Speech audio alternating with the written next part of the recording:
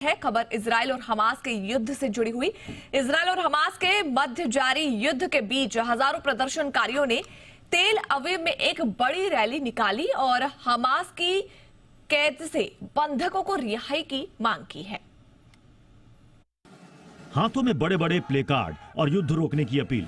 तस्वीरें इजराइल के तेल अवीव शहर की हैं, जहां पर हजारों की संख्या में लोग सड़कों पर उतरकर हमास द्वारा बंधक बनाए गए लोगों की रिहाई की मांग कर रहे हैं।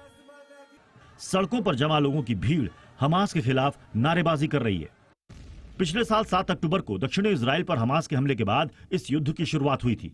बीते 9 महीनों में युद्ध से निपटने के लिए नेतन्याहू के तरीके को लेकर इजरायली शहर में इस तरह के बड़े विरोध प्रदर्शन हर हफ्ते होते रहे हैं। गाजा में इजराइल का जमीनी और हवाई ऑपरेशन तब शुरू हुआ जब हमास के आतंकियों ने 7 अक्टूबर को दक्षिणी इजराइल पर हमला बोला, जिसमें करीब 1200 लोग मारे गए और 250 से अधिक लोगों को बंधक बना लिया गया। जिसके बाद से अमेरिका समेत तमाम देशों ने युद्ध विराम के लिए कई कोशिशें की ताकि बंधकों को छुड़ाया जा सके, लेकिन सारे प्रयास असफल ही रहे और अब बंधकों की रिहाई के लिए इजराइल के अलग अलग शहरों में विरोध प्रदर्शन हो रहा है। इजराइल के लोग युद्ध विराम की मांग कर रहे हैं, जिससे बंधक बने उनके परिवार के लोगों को छुड़ाया जा सके।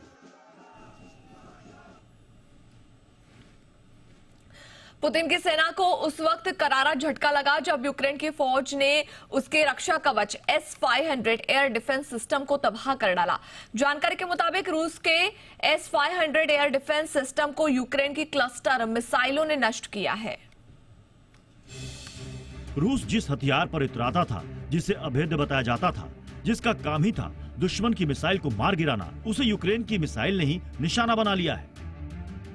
यूक्रेन की क्लस्टर मिसाइलों ने बैटल ग्राउंड में तैनात रूस के सबसे बेहतरीन एयर डिफेंस सिस्टम S-500 को मार गिराया है। S-500 एयर डिफेंस सिस्टम की कीमत करीब 5000 करोड़ रुपए है। मतलब ये कि रूस को एक बार में हजारों करोड़ का नुकसान तो हुआ ही, उसके एयर डिफेंस सिस्टम की कलाई भी खुल गई। हालांकि यूक्रेन की सेना ने यह नहीं बताया कि उसने रूस की इस वायु रक्षा प्रणाली को कहां नष्ट किया। तो वहीं रूस ने भी यूक्रेन के दावे पर कोई टिप्पणी नहीं की, लेकिन कहा जा रहा है कि यूक्रेन ने क्रीमिया में S-500 anti aircraft missile system को तबाह कर दिया।